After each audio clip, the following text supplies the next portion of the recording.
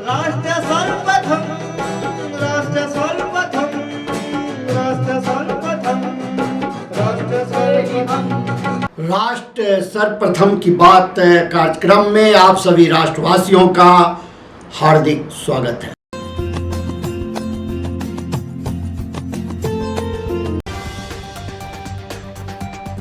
देश के प्रधानमंत्री नरेंद्र मोदी आज 17 सितंबर को अपना 74वां जन्मदिन मना रहे हैं। पीएम मोदी का जीवन संघर्षों और संकल्पों से भरा रहा है।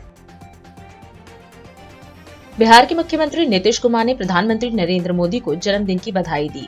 उन्होंने प्रधानमंत्री के अच्छे स्वास्थ्य और लंबी उम्र की कामना की है। दिल्ली आप विधायक दल का नेता चुने जाने के बाद अतिशी पहली बार मीडिया से मुखातिब हुई। अरविंद केजरीवाल के पद छोड़ने के बाद वह दिल्ली की नई सीएम होंगी। अतिशी ने कहा, मैं सबसे पहले अरविंद केजरीवाल को इसके लिए धन्यवाद देना चाहती हूँ।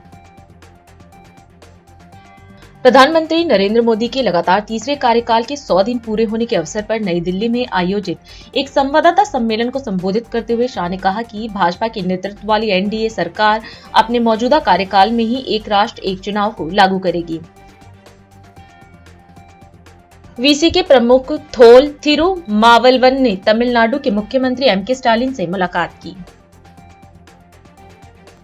अतिशी के नाम के ऐलान के बाद भाजपा आप पर हमलावर हो गई है। बीजेपी अध्यक्ष वीरेंद्र सचदेवा ने कहा कि अरविंद केजरीवाल ने न चाहते हुए उन्हें सीएम बनाया।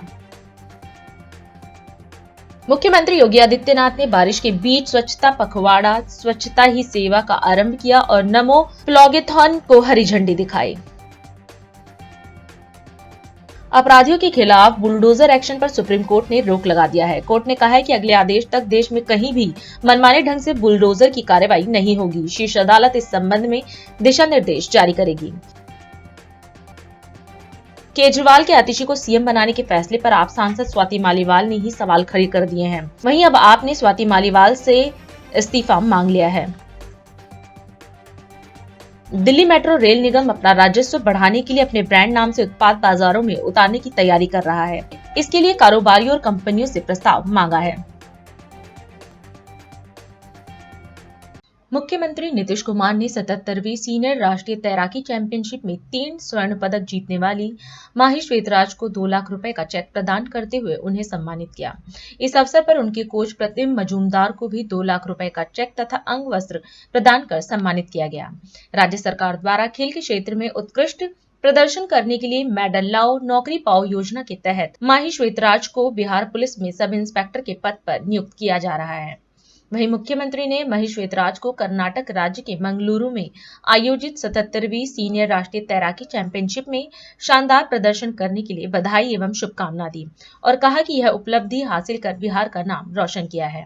इस अवसर पर सामान्य प्रशासन एवं खेल विभाग के प्रधान सचिव डॉक्टर बी राजेंद्र, बिहार राज्य खेल प्राधिकरण के महानिदेशक डॉक्टर रविंद्र शंकरण तथा मुख्यमंत्री के सचिव कुमार रवि उपस्थित रहे। प्रधानमंत्री नरेंद्र मोदी को जन्मदिन की हार्दिक शुभकामनाएं। इस अवसर पर एक नई शुरुआत, मुफ्त कानूनी सलाह।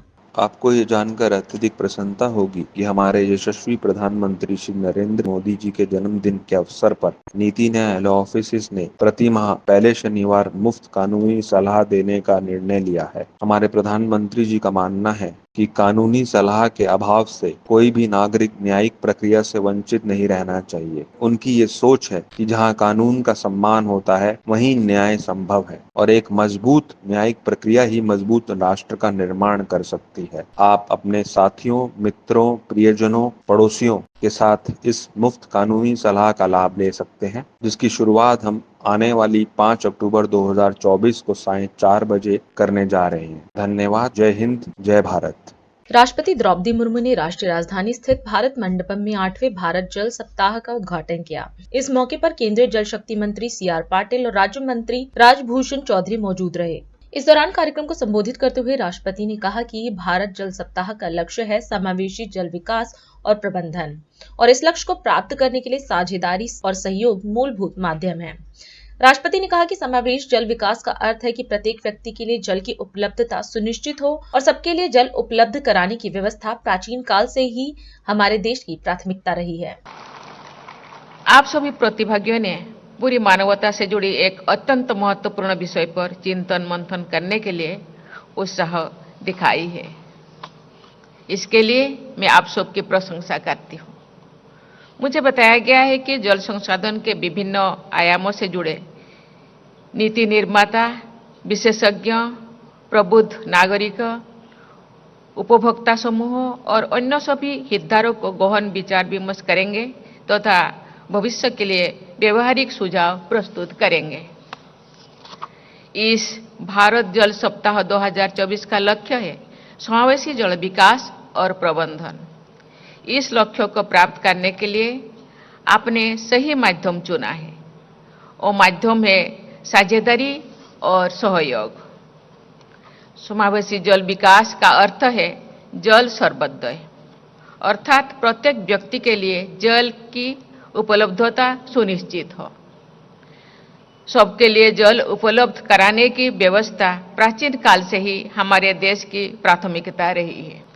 आजादी के अमृत महोत्सव मनाने के दौरान देश में 60,000 अमृत सरोवरों का विकास अथवा पुनरुद्धार किया गया है। ये प्रयास जल संचय की हमारी सांस्कृतिक परंपराओं से जुड़ा हुआ है। लद्दाख से लेकर केरल तक हमारे देश में जल संचय और प्रबंधन की प्रभावी पद्धतियां विद्यमान थी। ऐसी पद्धतियां अंग्रेजी शासन के दौरान धीरे धीरे लुप्त होती गई। हमारी पद्धतियां प्रकृति के साथ सामंजस्य पर आधारित थी। प्रकृति पर नियंत्रण करने की सोच के आधार पर विकसित पद्धतियों के बारे में पूरे विश्व में अब फिर से विचार किया जा रहा है। प्रकृति के साथ सामंजस्य के मार्गों को बेहतर माना जा रहा है। वाटर रिसोर्स मैनेजमेंट के विभिन्न प्रकार के अनेक प्राचीन उदाहरण पूरे देश में उपलब्ध हैं, जो आज भी प्रासंगिक है। हमारे प्राचीन जल प्रबंधन प्रणालियों पर शोध होना चाहिए और आधुनिक संदर्भ में उनका व्यवहारिक उपयोग होना चाहिए। सरोवर, कुआं, तालाब, जलकुंड और पोखरी ऐसे सभी जल निकाय सदियों से हमारे समाज के लिए वाटर बैंक रही है। जल संचय के बारे में तो मैं यहाँ तक कहना चाहूंगी कि पानी की एक एक बूंद मोती की तरह मूल्यवान होती है। उसे संचित करने का हर उपाय हमें करना है। हमारे यहाँ लोकप्रिय कहावत है कि बूंद बूंद से सागर भरता है। बूंद बूंद से सागर भरने के इस प्रयास में सभी देशवासियों की तथा जल प्रबंधन से जुड़े सभी हितधारकों को भागीदारी करने का आवश्यक है। देवियों और स्वजनों, ये प्रसन्नता की बात है कि जल जीवन मिशन के तहत ग्रामीण घरों में जल से जल पहुंचाने की सरकार के प्रयासों से बहुत कम समय में बहुत बड़ा बदलाव आया है। मुझे बताया गया है कि पूरे देश में 78% से अधिक ग्रामीण घरों तक जल का कनेक्शन पहुंचाया जा चुका है। केंद्र सरकार ने वर्ष 2021 से शहरी तथा ग्रामीण क्षेत्र में ब्लॉक स्तर पर एक अभियान शुरू किया है। इस अभियान का उद्देश्य जल संरक्षण, वर्षा के जल का संचय तथा जल प्रबंधन के अन्य महत्वपूर्ण लक्ष्यों को प्राप्त करना है। मैं आशा करती हूं कि इस आयोजन में होने वाले व्यापक विचार विमर्श के आधार पर सभी हितधारकों द्वारा साझेदारी और सहयोग के प्रभावी तरीके तय किए जाएंगे। मैं चाहूंगी कि सभी प्रतिभागी एवं समावेशी जल प्रबंधन व्यवस्था को बढ़ावा देने के लिए हर संभव प्रयास करेंगे। प्रधानमंत्री नरेंद्र मोदी ने ओडिशा के भुवनेश्वर में ओडिशा सरकार की प्रमुख योजना सुभद्रा लॉन्च की। यह सबसे बड़ी एकल महिला केंद्रित योजना है और इसमें 1 करोड़ से अधिक महिलाओं को शामिल करने की उम्मीद है। वहीं इस अवसर पर प्रधानमंत्री ने 10 लाख से अधिक महिलाओं के बैंक खातों में फंड ट्रांसफर की भी शुरुआत की और 2800 करोड़ रुपए से अधिक की रेलवे परियोजनाओं की आधारशिला रखी और उन्हें राष्ट्र को समर्पित किया तथा 1000 करोड़ रुपए से अधिक की राष्ट्रीय राजमार्ग परियोजनाओं की आधारशिला रखी। वहीं कार्यक्रम को संबोधित करते हुए पीएम ने गणेश उत्सव व विश्वकर्मा पूजा की सभी को शुभकामना दी और कहा कि भारत एक ऐसा देश है जहां श्रम और कौशल को विश्वकर्मा के रूप में पूजा जाता है। वहीं उन्होंने बताया कि लगभग 14 राज्यों के PMAYG के तहत लगभग 10 लाख लाभार्थियों को सहायता की पहली किश्त जारी की गई है। साथियों, आज देश भर में गणेश उत्सव की धूम है। आज ही विश्वकर्मा पूजा भी है दुनिया में भारत ही ऐसा देश है जहां श्रम और कौशल को विश्वकर्मा के रूप में पूजा जाता है। मैं सभी देशवासियों को विश्वकर्मा जयंती की भी शुभकामनाएं देता हूं। साथियों, ऐसे पवित्र दिन अभी मुझे ओडिशा की माताओं बहनों के लिए सुभद्रा योजना का शुभारंभ करने का अवसर मिला है और ये भी महाप्रभु की कृपा है कि माता सुभद्रा के नाम से योजना का आरंभ हो और स्वयं इंद्र देवता आशीर्वाद देने के लिए पधारे हैं। आज देश के 30 लाख से ज्यादा परिवारों को यहीं भगवान जगन्नाथ जी की धरती से देश भर के अलग अलग गांवों में लाखों परिवारों को पक्के घर भी दिए गए हैं। इनमें से 26 लाख घर हमारे देश के गांवों में और 4 लाख घर हमारे देश के अलग अलग शहरों में ये घर दिए गए हैं। यहां ओडिशा के विकास के लिए हजारों करोड़ की विकास परियोजनाओं का भी लोकार्पण और शिलान्यास हुआ है। मैं आप सबको, उड़ीसा के सभी लोगों को, सभी देशवासियों को इस अवसर पर बधाई देता हूं। भाइयों बहनों, ओडिशा में भाजपा के नेतृत्व में नई सरकार बनते समय मैं शपथ ग्रहण समारोह में आया था। उसके बाद ये मेरी पहली यात्रा है। जब चुनाव चल रहे थे तब मैंने आपसे कहा था, यहां डबल इंजन की सरकार बनेगी तो ओडिशा विकास की नई उड़ान भरेगा। जो सपने यहां के गांव, गरीब, दलित, आदिवासी, ऐसे हमारे वंचित परिवारों ने देखे हैं, जो सपने हमारी माताओं, बहनों, बेटियों ने, महिलाओं ने, जो सपने हमारे नौजवानों ने, हमारी नौजवान बेटियों ने, जो सपने हमारे मेहनत कश मध्यम वर्ग ने देखे हैं, उन सबके सपने भी पूरे होंगे, ये मेरा विश्वास है और महाप्रभु का आशीर्वाद है। आज आप देखिए, जो वादे हमने किए थे वो अभूतपूर्व गति से पूरे हो रहे हैं। हमने कहा था हम सरकार बनते ही भगवान जगन्नाथ के मंदिर के चारों द्वार खोलेंगे।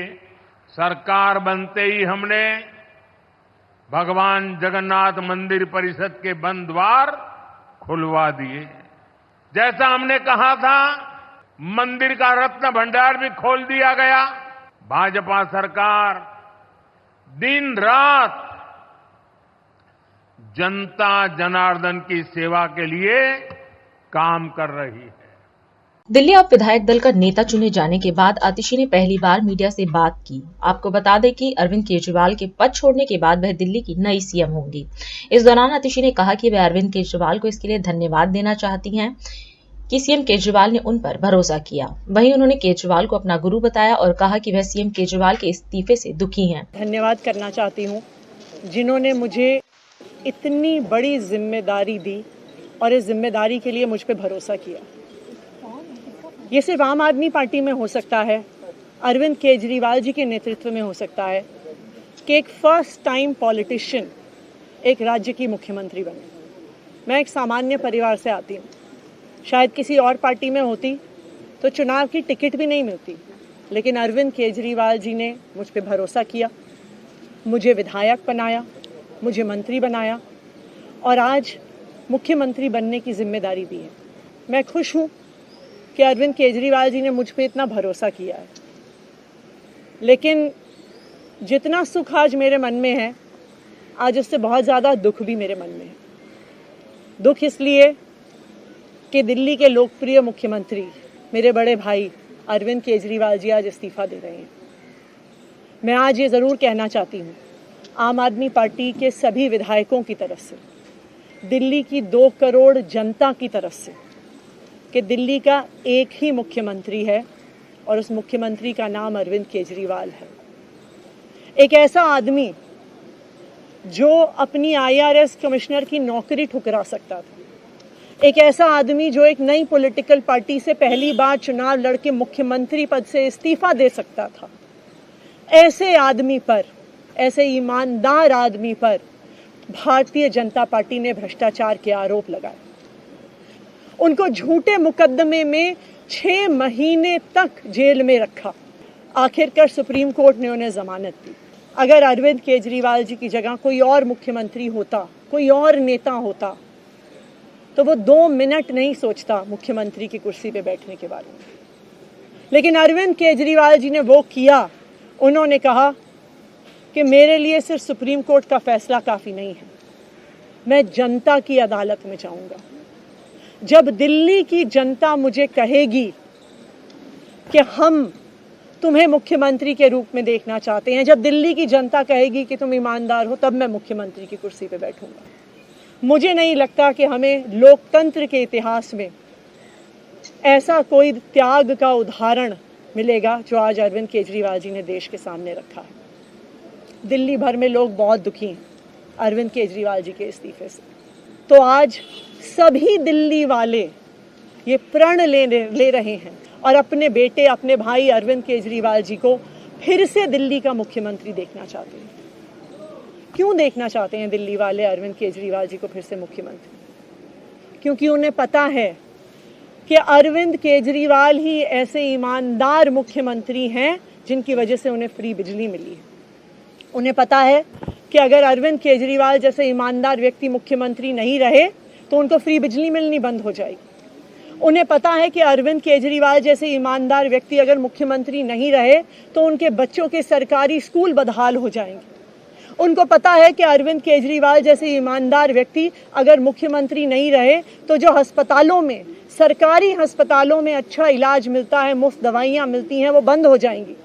उन्हें पता है कि अगर अरविंद केजरीवाल जी मुख्यमंत्री नहीं रहे तो मोहल्ला क्लिनिक बंद हो जाएगी। अरविंद केजरीवाल मुख्यमंत्री नहीं रहे तो दिल्ली में महिलाओं की फ्री बस यात्रा बंद हो जाएगी, बुजुर्गों की तीर्थ यात्रा बंद हो जाएगी। एक ईमानदार अरविंद केजरीवाल है जो दिल्ली के लोगों को इतना कुछ देता है। तो दिल्ली के लोग, आम आदमी पार्टी के विधायक और मैं अगले कुछ महीनों तक, चुनाव तक मुख्यमंत्री होने के नाते अब एक ही उद्देश्य से काम करेंगे कि हमें अरविंद केजरीवाल जी को फिर से दिल्ली का मुख्यमंत्री बनाना है। मुझे पता है कि भारतीय जनता पार्टी, मुझे पता है कि वो दिल्ली वालों की फ्री बिजली रोकने की कोशिश करेंगे।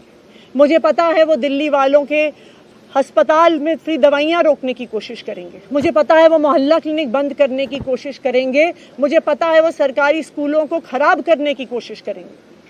तो अगले कुछ महीने तक, जब तक ये जिम्मेदारी मेरे पास है, मैं दिल्ली के लोगों की रक्षा करने की कोशिश करूंगी और अरविंद केजरीवाल जी के मार्गदर्शन में दिल्ली की सरकार चलाऊंगी। मैं एक बार फिर अरविंद केजरीवाल जी का धन्यवाद करती हूं जो उन्होंने मुझ पर भरोसा दिलाया, मुझ पर भरोसा दिखाया है।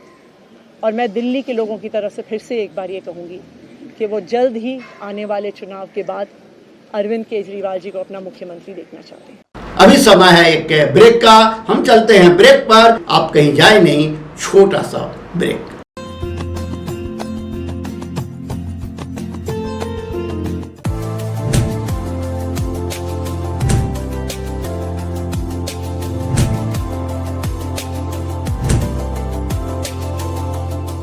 Kamal Buildtech Private Limited, fulfilling promises. With our professional team and experience of delivering projects, in past we guarantee you peace of mind and top quality work in an affordable price. और अधिक खबरों के लिए आप हमारे YouTube channel दैनिक India दर्पण को अभी सब्सक्राइब करें और नोटिफिकेशन के लिए बेल आइकन को प्रेस करना ना भूलें।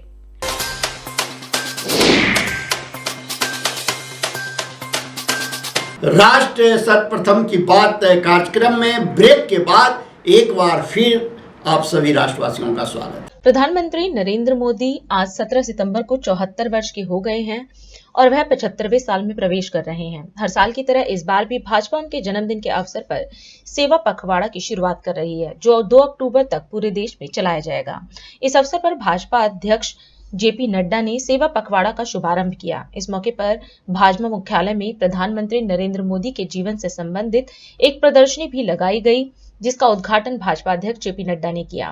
मीडिया को संबोधित करते हुए नड्डा ने कहा कि पीएम मोदी के जन्म दिवस को भाजपा हर वर्ष सेवा दिवस के रूप में मनाती है, जिसमें रक्तदान, वृक्षारोपण, मलिन बस्तियों की सफाई और स्वच्छता अभियान जैसे कई अभियान चलाए जाते हैं। इस मौके पर बीजेपी कार्यालय में एक रक्तदान शिविर भी लगाया गया, जिसमें युवाओं ने बढ़ चढ़ कर हिस्सा लिया। आज के दिन जो हमारे और हम सब के प्रिय प्रधानमंत्री सम्माननीय मोदी जी का आज जन्म दिवस है और भारतीय जनता पार्टी हर साल की भांति इसे सेवा दिवस के रूप में भी मनाती है और 17 सितंबर से लेकर 2 अक्टूबर तक गांधी जयंती तक हम इसे सेवा पखवाड़ा के रूप में भी मनाते हैं। हम सबको मालूम है कि प्रधानमंत्री मोदी जी ने जिस समर्पण के साथ देश में गांव, गरीब, वंचित, पीड़ित, शोषित, दलित, युवा, महिला, किसान की चिंता की है और उनके जीवन में सुधार लाने का जो प्रयास किया है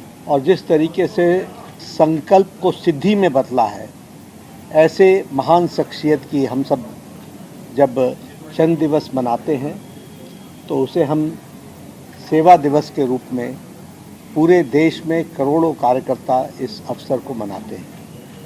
मैं अपनी ओर से और भारतीय जनता पार्टी के करोड़ों कार्यकर्ताओं की ओर से आदरणीय प्रधानमंत्री जी को आज के दिन के लिए उनके जन्म दिवस पर हार्दिक शुभकामनाएं देता हूं और दीर्घायु की कामना करता हूं, स्वस्थ जीवन की कामना करता हूं और वो हम सब कामना करते हैं कि वो इसी तरीके से देश की सेवा में और देश की सेवा के साथ साथ मानवता की सेवा में उनका पूरा योगदान जो लगा है उसमें हम सब लोग जुड़कर उनको ताकत प्रदान करें।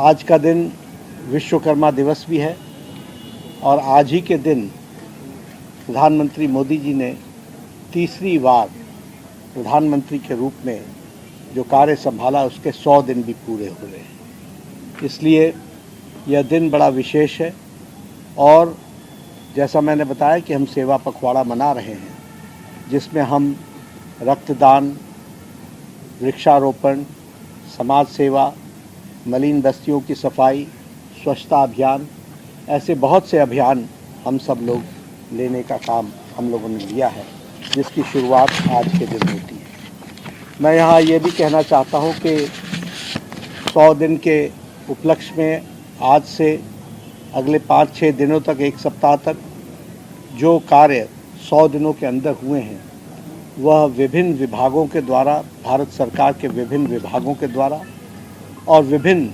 हमारे सभी मंत्रियों के द्वारा उसके बारे में उसकी जानकारियां जनता तक पहुंचाई जाएंगी और जो हम जिस तीव्र गति से आदरणीय प्रधानमंत्री मोदी जी के नेतृत्व में मोदी 3.0 यानी तीसरी बार जो प्रधानमंत्री काल का कार्य है उसके 100 दिन के कार्य को भी हम जनता के सामने रखेंगे।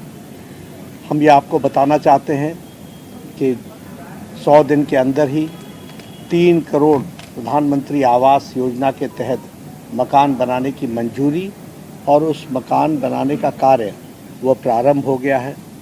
उसी तरीके से 17वीं प्रधानमंत्री किसान सम्मान निधि यह भी रिलीज़ कर दी गई है और लगभग 2 लाख करोड़ रुपए से ज़्यादा किसान के खातों में जा चुका है। और उसी तरीके से यूनिफाइड पेंशन स्कीम, इसकी भी मंजूरी भारत सरकार ने दे दी है। एमएसपी में इजाफा किया है। उसी तरीके से 15 वंदे भारत ट्रेन यह भी इनको भी चला दिया गया है और उसी तरीके से हमारे 8 national high speed road corridor इसको मंजूरी दे दी गई है। 8 नए railway line, broad gauge line, fast moving line, इसको भी मंजूरी दे दी गई है। नई 12 नए स्मार्ट सिटी इसके बनाने की भी मंजूरी दे दी गई है। इंफ्रास्ट्रक्चर में 3 लाख करोड़ रुपए से ज़्यादा खर्च करने की 3 लाख करोड़ रुपए के इंफ्रास्ट्रक्चर की मंजूरी दे दी गई है। आज के इस जन्मदिन के अवसर पर हम बहुत बहुत शुभकामनाएं देते हैं और ईश्वर से प्रार्थना करते हैं उनको दीर्घायु मिले और वो समाज की लंबे समय तक देश की और मानवता की सेवा में जिस तरीके से संकल्प के साथ जुटे हैं उनको सिद्धि मिले। प्रधानमंत्री नरेंद्र मोदी के लगातार तीसरे कार्यकाल के 100 दिन पूरे होने के अवसर पर नई दिल्ली में एक संवाददाता सम्मेलन आयोजित किया गया। इस अवसर पर केंद्रीय गृह मंत्री अमित शाह ने मीडिया को संबोधित करते हुए कहा कि लगातार 10 साल भारत के विकास को समर्पित, भारत की सुरक्षा को समर्पित और भारत के गरीबों के कल्याण को समर्पित सरकार चलाने के बाद आम चुनाव में तीसरी बार भारतीय जनता पार्टी को सरकार बनाने का जनादेश जनता ने दिया। उन्होंने कहा कि 60 साल के बाद पहली बार कोई नेता तीसरी बार देश का प्रधानमंत्री बना है। वहीं शाह ने मोदी सरकार के तीसरे कार्यकाल के 100 दिन पूरे होने पर पीएम मोदी के नेतृत्व में किए गए कार्यों पर चर्चा की और कहा कि देश की बाहरी सुरक्षा, देश की आंतरिक सुरक्षा और देश की रक्षा प्रणाली इसे मजबूत कर एक सुरक्षित भारत बनाने में मोदी सरकार ने सफलता प्राप्त की है। मित्रों, आज की प्रेस वार्ता मोदी जी की तीसरी सरकार के पहले 100 दिन के कामकाज पर आपको सूचना देने के लिए बुलाई गई है। 60 साल के बाद पहली बार कोई एक नेता तीसरी बार अपनी घोषणा के साथ देश का प्रधानमंत्री बनकर देश का नेतृत्व कर रहा है। 60 साल के बाद पहली बार देश में राजनीतिक स्थिरता का माहौल आया है और नीतियों के सातत्य को भी हमने अनुभव किया है और नीतियों की दिशा, नीतियों की गति और नीतियों को क्रियान्वयन करने की सटीकता, ये तीनों 10 साल तक बरकरार रखकर 11वें साल में प्रवेश करना मैं मानता हूं बहुत कठिन है। 10 साल में देश की बाहरी सुरक्षा, देश की आंतरिक सुरक्षा और देश की रक्षा प्रणाली, इसको मजबूत कर एक सुरक्षित भारत बनाने में नरेंद्र मोदी सरकार ने बहुत बड़ी सफलता मोदी जी के नेतृत्व में प्राप्त की है। जब मेक इन इंडिया का नारा दिया गया, काफी लोग इसका मखौल उड़ाते थे, मगर आज मैं बहुत फक्र के साथ कह सकता हूं कि भारत पूरी दुनिया में उत्पादन का सबसे चहेता केंद्र बन चुका है और ये वास्तविकता है। इकोनॉमी के 13 पैरामीटर्स में, चाहे बैंकिंग हो, चाहे मुद्रास्फीति हो, चाहे विकास दर हो, हर पैरामीटर में हमने डिसिप्लिन लाई है और प्रगति भी की है। अंतरिक्ष के क्षेत्र में आज सभी लोग भारत का अंतरिक्ष के क्षेत्र में भविष्य उज्जवल है, इसको एक्नोलेज करते। 10 वर्ष में आजादी के बाद पहली बार दुनिया ने रीढ़ की हड्डी वाली विदेश नीति को देखने का मौका मिला है। भारत की विदेश नीति में मेरे जैसे कई लोगों को रीढ़ की हड्डी दिखाई नहीं पड़ती थी, अब भारत की विदेश नीति में रीढ़ की हड्डी दिखाई पड़ती है। 10 साल में देश के 60 करोड़ गरीबों को एक ही 10 साल में घर, शौचालय, गैस, पीने का पानी, बिजली, 5 किलो मुफ्त अनाज और 5 लाख तक की स्वास्थ्य की सुविधाएं देने का काम नरेंद्र मोदी जी ने किया है। अमृतकाल का जब वर्ष आया, मैं इसका साक्षी हूं, कई सारे सुझाव आए थे और मोदी जी ने हमेशा की तरह अपनी अनूठी स्टाइल से अमृत काल के वर्ष को इस तरह से मनाया कि जब अमृत काल का वर्ष समाप्त हुआ तो अमृत काल शुरू हुआ और 140 करोड़ लोग 2047 में महान भारत की रचना के संकल्प के साझीदार बने और भारत के विकास की यात्रा के भी साझीदार बने। एक प्रकार से 140 करोड़ की जनता को इतने महान लक्ष्य के साथ जोड़ना ये बहुत बड़े विश्वसनीयता का प्रमाण है जो मोदी जी में देश की जनता देखती है। तीसरे मैंडेट के बाद 100 दिन समाप्त हो रहे हैं। 100 दिन में लगभग 15 लाख करोड़ रुपए की परियोजनाओं को चालू किया गया है। आज हम इस कार्यक्रम में आपसे विदा लेते हैं। आप अन्य खबरों के लिए बने रहे। राष्ट्र सर्वप्रथम, वंदे मातरम, जाग उठा है भारत।